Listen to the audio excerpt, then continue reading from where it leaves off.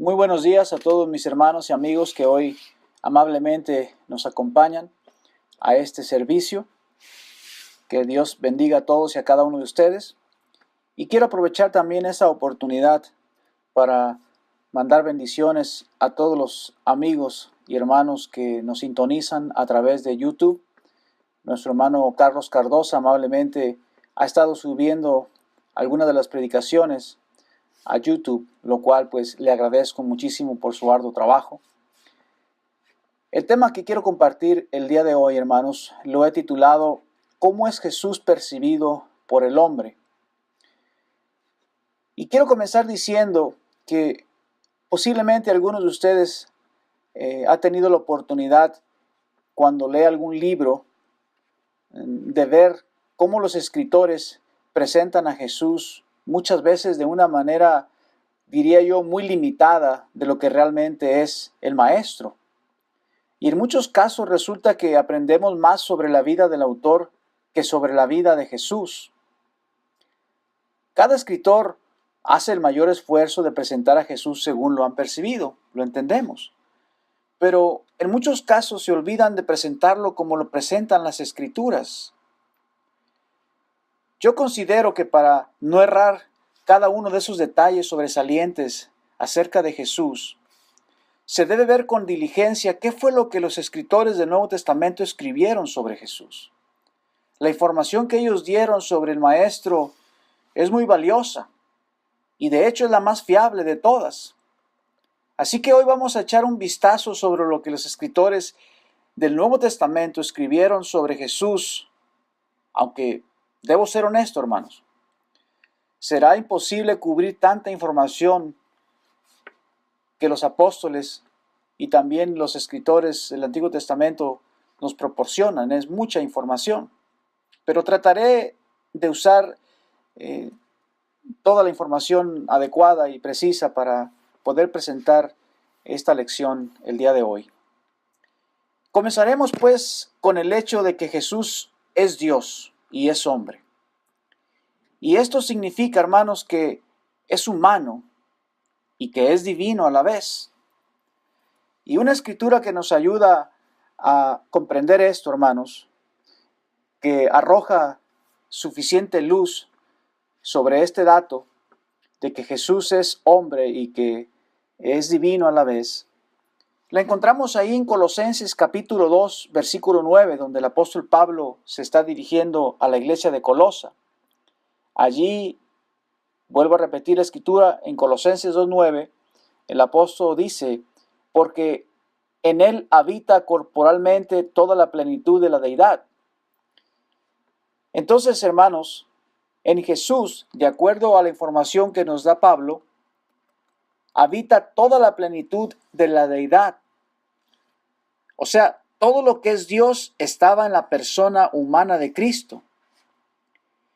Jesús era tan humano, hermanos, que fue tentado en todo según nuestra semejanza, pero sin pecado, de acuerdo a Hebreos 4:15. Algunos cristianos bien intencionados entran en conflicto cuando intentan hacer una de esas afirmaciones sin la otra.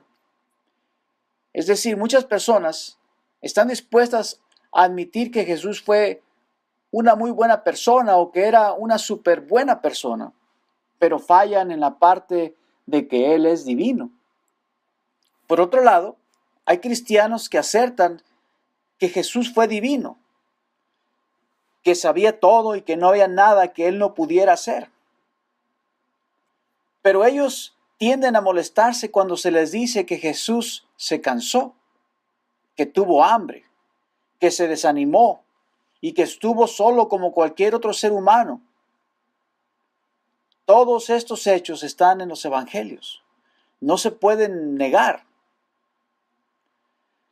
Los dos grupos pues han fallado en el sentido de que no han podido presentar a Jesús como los apóstoles lo presentan en el Nuevo Testamento.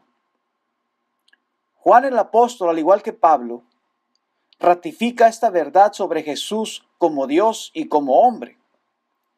El verso 1, con el cual da inicio el Evangelio de Juan, ahí el apóstol habla sobre el verbo, lo cual se traduce como la palabra según Juan 1:1, donde dice, en el principio era el verbo y el verbo era con Dios y el verbo era Dios. Esto era en el principio con Dios. Todas las cosas por Él fueron hechas y sin Él nada de lo que ha sido hecho fue hecho. Aquí leí hasta el versículo 3. Entonces, este verbo o palabra, quien es Dios mismo, el apóstol Juan lo presenta también como el creador de todas las cosas, dato que también encontramos en Colosenses capítulo 1, versículo 15 y 16. Y en el Antiguo Testamento, ese verbo palabra fue el medio poderoso que Dios usó para su creación. Salmos 33, versículo 6 dice, por la palabra de Jehová fueron hechos los cielos y todo el ejército de ellos, por el aliento de su boca. El verbo o palabra es el poder creativo de Dios. Y esa palabra creativa de Dios entró en comunión con el hombre para mostrar realmente quién es Él. Juan 1:14 dice, y aquel verbo fue hecho carne, y habitó entre nosotros y vimos su gloria, gloria como del unigénito del Padre, lleno de gracia y de verdad. Aquí está pues manifestado el poder creador de Dios, manifestado en carne y sangre, de acuerdo a la información que da Juan. Entonces, Dios no estaba pretendiendo ser solo humano. Él se había convertido en uno de nosotros a través de un hombre llamado Jesús. Entonces, esto quiere decir que cuando Jesús tenía hambre, era verdaderamente hambre. No era simplemente una pretensión. Cuando los clavos fueron puestos en sus manos experimentaron dolor y verdadera sangre corrió de sus heridas. Y el asunto que el Nuevo Testamento nos afirma es que en la vida y en las enseñanzas, la muerte y la resurrección de Jesús, el mismo Dios estaba presente de una manera única. De modo que si queremos ver más claramente quién es Dios y qué es lo que Él ha hecho, podemos mirar a este mismo Jesús de acuerdo a la descripción que nos dan los evangelios. Esto, por lo tanto, no es algo que debemos tomar a la ligera. Dios entre nosotros, quiero decirles que es la mejor que le pudo haber pasado a los seres humanos. Que el Dios y creador de todo el universo haya vivido entre los hombres debe ser la noticia que acapare todos los noticieros. Pero mayor aún, que ese Dios que habitó entre los humanos y estuvo dispuesto a morir en la cruz de una manera tan cruel, debe ser la noticia más sonada de todas. Quiero decirles que en ocasiones se hace más noticia de la muerte de una mascota que en el hecho de que Jesús fue ejecutado en una colina a las afueras de Jerusalén porque fue considerado un peligro para la seguridad pública de Israel. A la historia de los acontecimientos de Jesús la gente le resta importancia. A muchos ya no los emociona, ya no los confronta o estremece. Hay una gran apatía hacia Jesús y a todo lo que tiene que ver con su sacrificio y su resurrección. Y eso es triste, verdaderamente lamentable. Ahora bien, viendo la manera en que las personas trataron a Jesús durante su vida, aquí caben varias preguntas. ¿Qué era lo que los hombres buscaban en Jesús? ¿Y por qué fueron tan violentos con él? Creo que esto vale la pena saber, es importante. Tratemos de imaginar lo que ellos buscaban en él, refiriéndome a los judíos, teniendo en mente, pues, quiénes eran ellos. Los judíos habían sido marginados y oprimidos por cientos de años. Cada que ellos trataban de salir adelante, un imperio poderoso venía y los arrasaba. Pero eso era simplemente la consecuencia por haberse apartado de Dios. Así que ellos, pues, dada su situación, necesitaban a alguien que los reivindicara. Necesitaban a un libertador, a quien ellos pudieran darle el título de Mesías. Un Mesías a quien Dios mandara para liberarlos de la opresión romana, para que por medio de él el reino de Dios se estableciera acá en la tierra y echara de una vez por todas a sus opresores. Ellos esperaban a un descendiente de David para que reinara como David lo había hecho. Y eso fue lo que le dijeron los fariseos a Jesús en Mateo capítulo 22, versículo 41 y 42, cuando les preguntó, ¿qué pensáis del Cristo? ¿De quién es hijo? Ellos le contestaron allí, de David. Y esta escritura, hermanos, se conforma con la de Isaías capítulo 9, versículos 6 y 7, donde dice el profeta, porque un niño nos es nacido, hijo nos es dado, el principado sobre su hombro, se llamará su nombre admirable, consejero, Dios fuerte, Padre eterno, príncipe de paz. Ahora vea lo que dice el versículo 7. Lo dilatado de su imperio y la paz no tendrá límite sobre el trono de David y sobre su reino, disponiéndolo y confirmándolo en juicio y en justicia desde ahora y para siempre. El celo de Jehová de los ejércitos hará esto. Aquellos pues, hermanos, refiriéndome a los días de David, habían sido los días donde tenían tierra, alimento, prestigio y un gran rey, el cual se había destacado como un gran guerrero. Por lo tanto, pues, eso era lo que también esperaban del descendiente de David. Esos eran los típicos sueños y aspiraciones de la gente cautiva, viviendo bajo un gobierno duro y opresor. En ese tiempo, hablando del tiempo de los judíos contemporáneos a Jesús, se encontraban militarmente muy débiles para resistir esa opresión. Pero, aún estando en esa situación, podemos ver que ellos eran muy orgullosos para aceptar la condición en la que se encontraban. Recordemos que ellos a Jesús le dijeron en una ocasión, allá en Juan 8:33, que nunca habían sido esclavos de nadie. Eso es una muestra de ese orgullo, de no reconocer que ya de antemano habían estado cautivos y que en ese momento, en el tiempo de Cristo, se encontraban también en esa condición.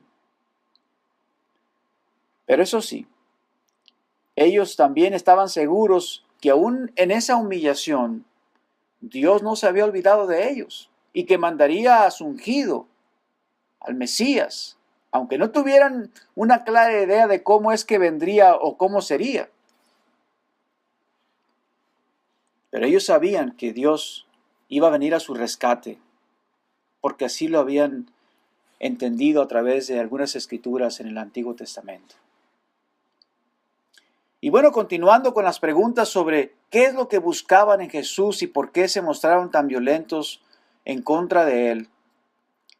Después de poner en contexto de cuál era la condición de los judíos en el tiempo del Maestro, veamos ahora qué fue lo que encontraron.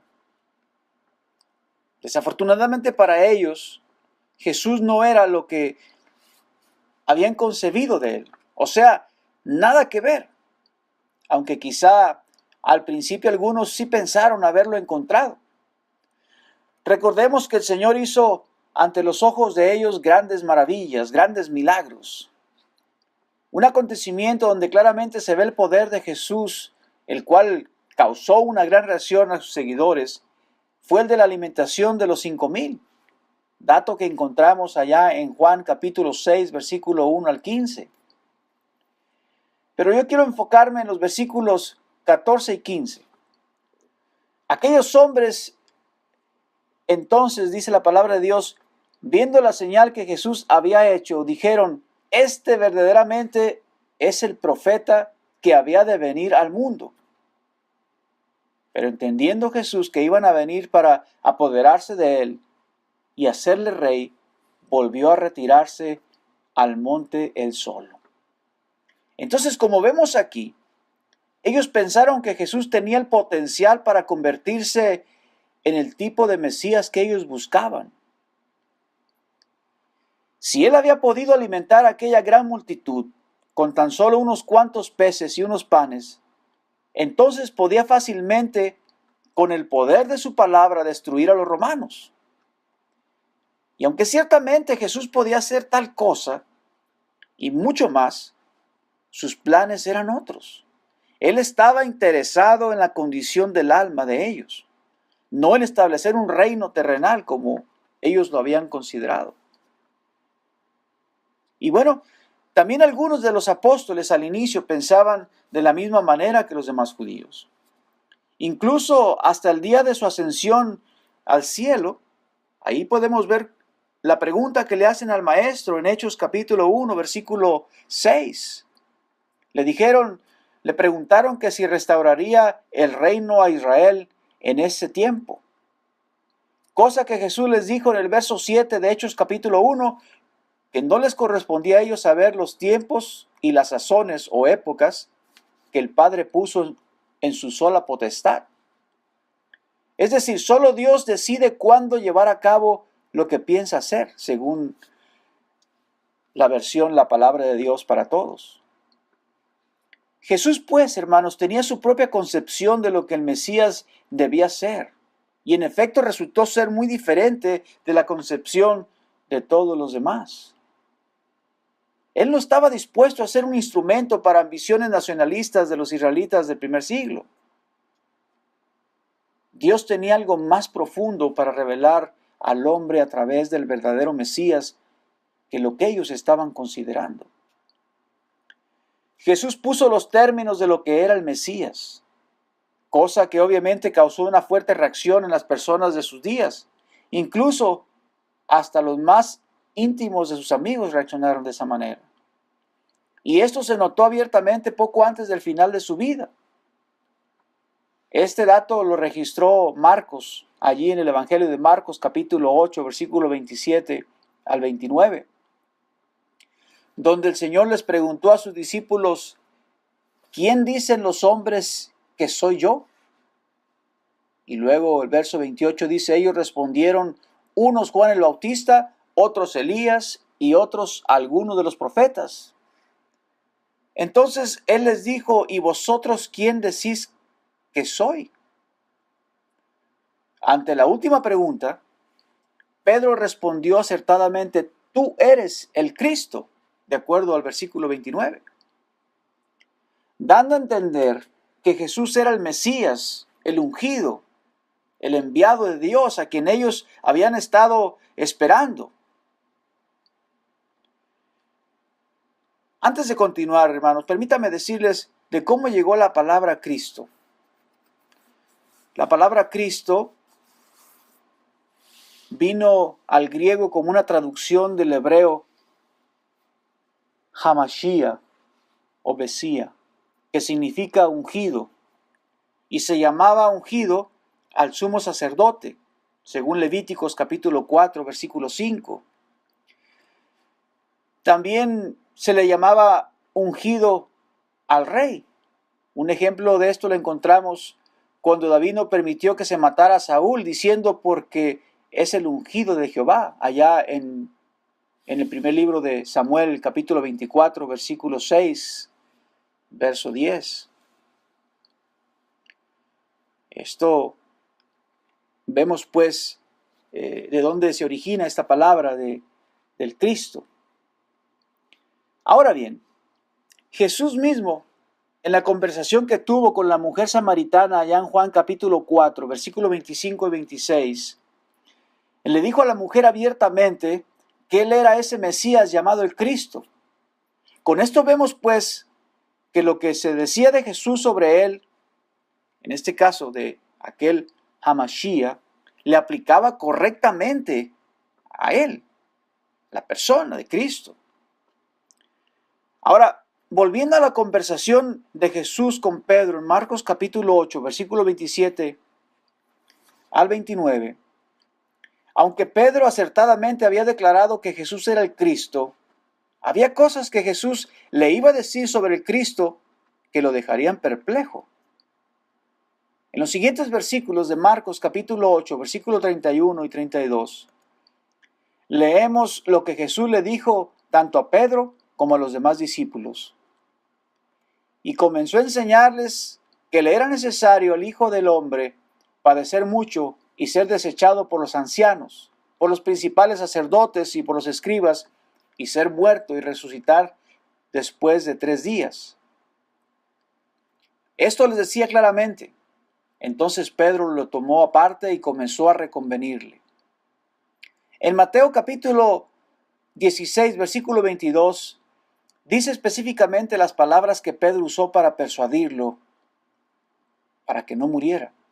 Le dijo: Señor, ten compasión de ti, en ninguna manera esto te acontezca. Recuerden, la noción judía sobre el Mesías se basaba en escrituras como Deuteronomio capítulo 18, verso 18, solo por mencionar algunas, donde Moisés hablaba sobre cómo Dios levantaría a un profeta así como lo había levantado a él, dato que después Pedro, al dirigirse a la multitud judía, usa ahí en Hechos capítulo 3, versículos 22 y 23, para confirmar que en efecto las palabras de Moisés se referían a Jesús. Entonces, hermanos, volviendo al punto donde Pedro trató de persuadir a Jesús para que evitara la muerte, era evidente que Pedro solo entendía una parte del Mesías. Esto de que tuviera que padecer y morir no cuadraba con lo que él sabía de Jesús, con lo que él sabía, mejor dicho, del Cristo. Además, ¿cómo los iba a dejar solos ahora que por fin había venido el Mesías? Obviamente le faltaba a Pedro recordar lo que había dicho Isaías sobre el siervo sufriente allá en Isaías 53, versículo del 1 al 12. Dato que el mismo Pedro más tarde usa en su epístola para hablar del sufrimiento de Jesús y de cómo los cristianos habrían de seguir su ejemplo, según Primera de Pedro, capítulo 2, versículo 24. Y bueno, entonces para hacer un resumen de esto, hermanos, era inconcebible para la mente judía que el Mesías, el que muchos esperaban como un guerrero, como un restaurador del reino de Israel, y que iba a ser eterno e indestructible, tuviera que morir. El Cristo, según ellos, permanecería para siempre. Juan 12:34, había allí Jesucristo dicho eso, o mejor dicho, esa era la mentalidad de los judíos. Eso fue lo que ellos dijeron allí. Y esta escritura, hermanos, hace referencia al Salmo 110, versículo 4. También hace referencia a Isaías 9:7, a Daniel 7:14, a Ezequiel 37:25. Lo que Jesús estaba diciendo sobre lo que le acontecería simplemente, pues no cuadraba. Por eso es que muchos lo tildaron de impostor. Por ejemplo, esto lo dijeron allá en Mateo capítulo 27, versículo 63. Cuando los judíos fueron ante las autoridades romanas para pedirles que pusieran una guardia en la tumba porque aquel impostor, refiriéndose a Jesucristo, había dicho que se iba a levantar de entre los muertos. Y bueno, para que los discípulos de Jesús, según ellos, no fueran a robarse el cuerpo y después dijeran que en efecto había resucitado, pues mandaron poner la guardia. Pero vemos que lo describieron como un impostor ahí en esa escritura de Mateo 27, 63. Pero no solamente lo llamaron de esa manera, sino que también dijeron que tenía demonio y que estaba fuera de sí, según Juan 10:20. Y en fin, hermanos, podemos ver que usaron varios adjetivos para hablar de una manera denigrante de Cristo. Y bueno, puesto que la mayoría de los judíos no encontraron en Jesús lo que debía de ser el Mesías, procedieron a arrestarlo y luego a ejecutarlo. Aunque ellos pues no fueron los que lo hicieron directamente, pero vemos que ellos eran de alguna manera los que habían tramado todo. Entonces, hermanos, al ver eso la gente, reaccionó pensando que todo el tiempo habían tenido la razón sobre Jesús. En el Antiguo Testamento había una escritura que decía, maldito todo aquel que es colgado en un madero. Deuteronomio 21:23. Esto les confirmaba a ellos de que si estaba ahí, en esa cruz, era porque Dios lo había maldecido de esa manera. Entonces era obvio que para su razonar, Jesús al morir en la cruz había sido rechazado por Dios. No sabían que Dios más bien estaba realizando una obra a su favor y que Cristo había sido el sacrificio perfecto y aprobado por Dios para redimirlos. La ira de Dios estaba cayendo sobre Jesús y no sobre ellos. Pero la muerte no podía poner fin a la obra redentora del verdadero Mesías. Y aunque la gente no lo comprendió, hermanos, aún faltaba otro dato, otro acontecimiento que Jesús les iba, o mejor dicho, les había dicho a sus discípulos que sucedería. Acontecimiento que probaría que realmente Él era el Hijo de Dios, el Mesías y el Eterno, cuyo reino no tendría fin. Y creo que Pedro, hermanos, cuando se dirige a aquella gran multitud de judíos, presenta esas evidencias sobre que Jesús era ese Mesías del cual se había predicho en el Antiguo Testamento. Dato que encontramos ahí en Hechos capítulo 2, versículo 22 al 24, donde dice, varones israelitas, oíd estas palabras. Jesús Nazareno, varón aprobado por Dios entre vosotros con las maravillas y prodigios y señales que Dios hizo entre vosotros por medio de él, como vosotros mismos sabéis, a este, entregado por el determinado consejo y anticipado conocimiento de Dios, prendisteis y matasteis por manos de inicuos, crucificándole, al cual Dios levantó suelto los dolores de la muerte, por cuanto era imposible que fuese retenido por ella. Ahora veamos los versículos 32 y 36. A este Jesús, dice Pedro, resucitó Dios, de lo cual todos nosotros somos testigos.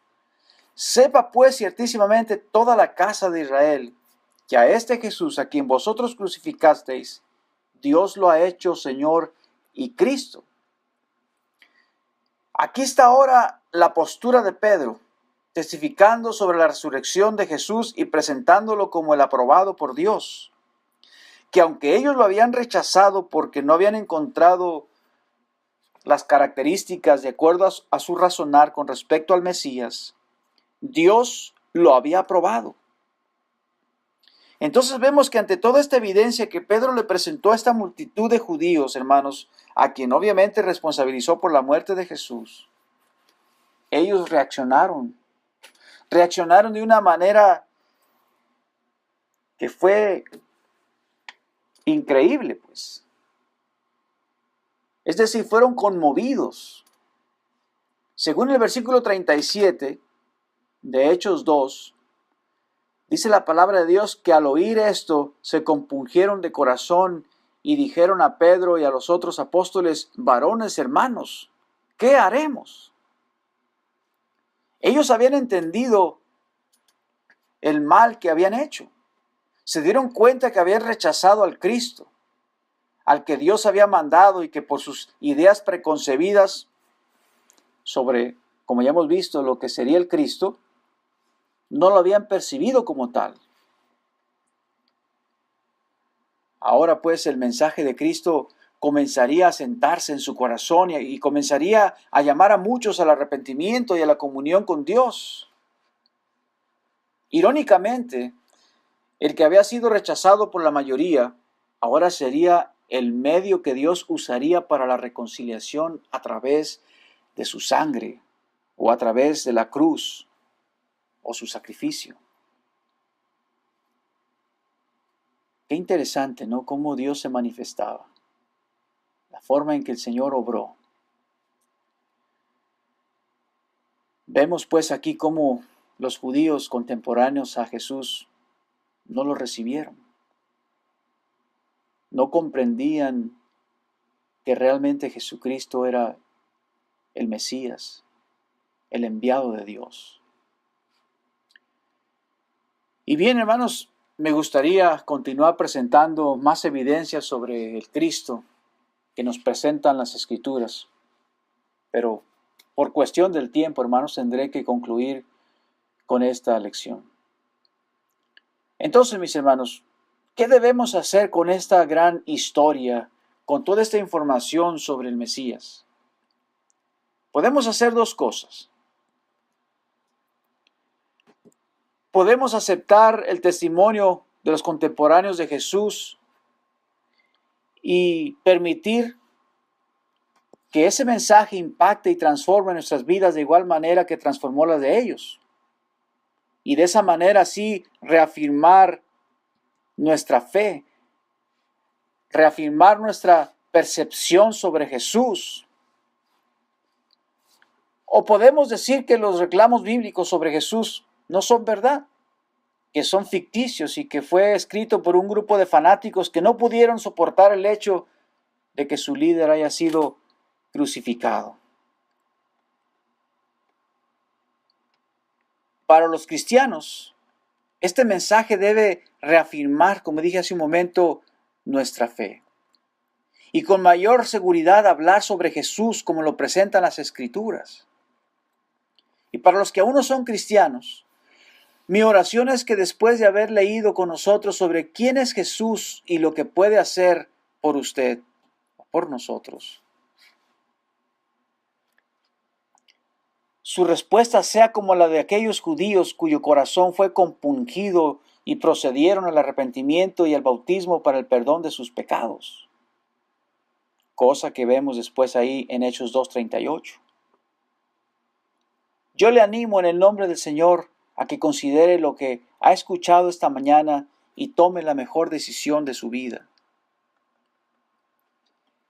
Hoy puede usted venir a Cristo en arrepentimiento, confesando que Él es el Cristo, que Él es ese ungido, que Él es el Hijo de Dios, y unirse hoy mismo con Cristo en el bautismo para dar inicio a una vida nueva. Pero la decisión la va a tomar usted. Y ojalá que toda esta información le pueda ayudar a tomar ese paso. Bien, hermanos, quiero agradecerles a todos ustedes por su atención y pedirles pues que reconsideren toda esta información que hemos aprendido el día de hoy, para que nuestra percepción de Jesucristo sea más clara. Gracias y que Dios les bendiga.